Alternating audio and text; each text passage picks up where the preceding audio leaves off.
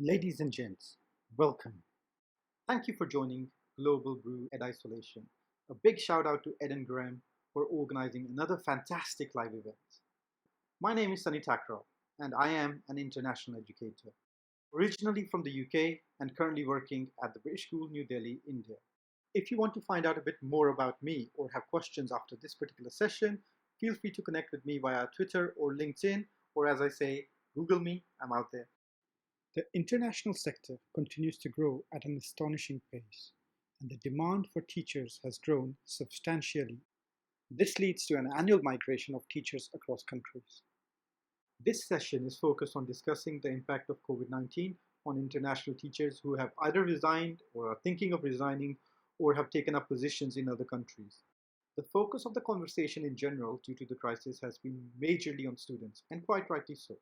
Even where staff are discussed, the focus has been on upskilling, technology, procedures, general well-being, but this niche group of educators and their needs have been overlooked.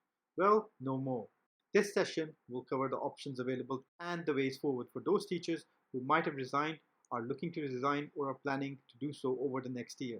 Might also be useful to teachers who are thinking of moving into the international sector, as it might give you some insights which could be useful in the future.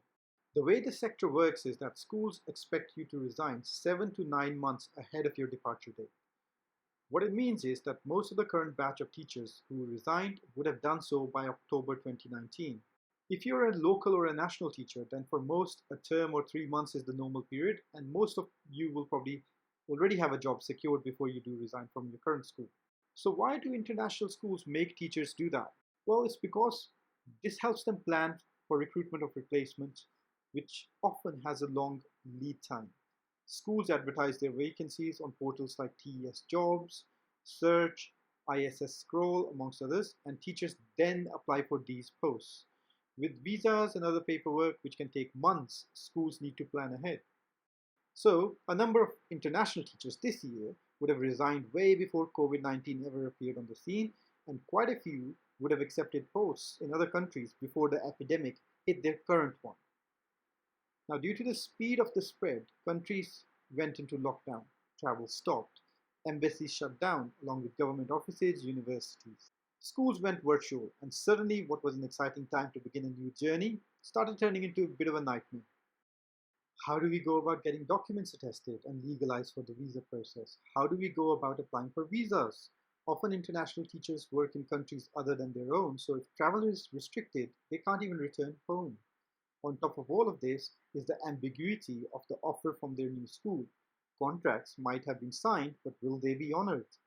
How would packing work? The logistics of moving house and families is another battle altogether. What if the school honors the contract, but you can't travel? What is your immigration status in the country you are currently in? Questions about salaries and how they will be paid, to logistics of virtual school, to health insurances come to mind. If you have children, what happens to their education? Some international teachers around the world are busy dealing with all of that and ensuring high quality education for students in their care. Kudos to you all. I really think that you're doing a fantastic job. But let's unpack this a bit more and consider some scenarios. If you are thinking of resigning, then the best advice is don't. Right now is not the climate to make changes. If you have no choice, and that could be due to a number of reasons like contract expiry, school closures, professional issues, and whatnot, let's move on to discuss some other scenarios in a bit more depth. What to do if you have resigned and don't have another job yet? In that case, talk to your current school and see if you can work out a way of staying. The best option is to see this through in a country that you're familiar with. What to do if you have talked and they can't offer you your job back, or perhaps you don't want your job back? In that case, you have no option but to look for a new job. Start with international schools in the country you're currently in. You would be an ideal option for them. A candidate who's in the country, familiar with it, reduced admin, and reduced financial costs. If applying within the country you're in is not a feasible option, then you need to look for places where visas and travel might not be too complex. Failing that, the world is your oyster. There were about 1,200 international jobs listed on TES as of this morning, so I'm sure there will be one for you. And believe you me, this is a lot more jobs on the market so close to the end of the international school year. What to do when you secure the job? We will come to that a bit later on. Next up, what to do if you have resigned and accepted an offer or signed a contract. Now, this is tricky. There are two schools of thought here.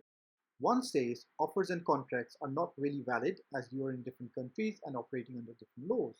Schools will not think twice of letting you go, so you should look out for yourself. The other focuses on ethics and mutual respect. You signed the contract, accepted the offer in good faith, and the school is banking on you to teach children.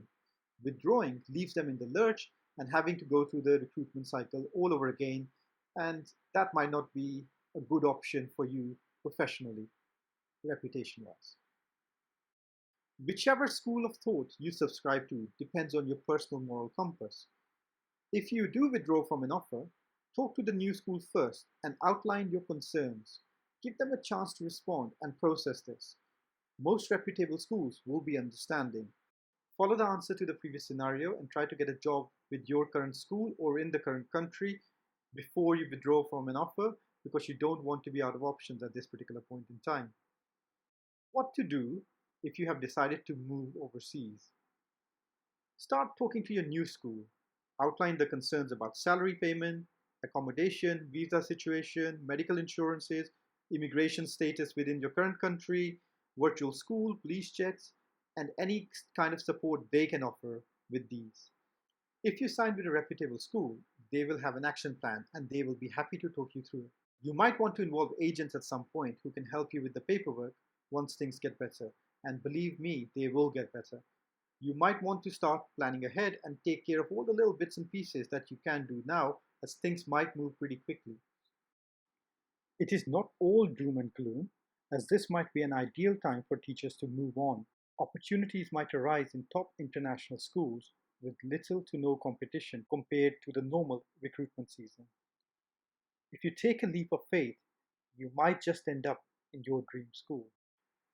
Hopefully all of this gives you a brief overview of the complexities involved, and there might be a huge amount more questions that pop up in your head as a result of this. So where do you go to get help? Your current school and the new school would be the first places to start. After that, forums on international school review and TES jobs could be useful, as long as you stay away from the trolls and the negativity. Bit of a rabbit hole, that one.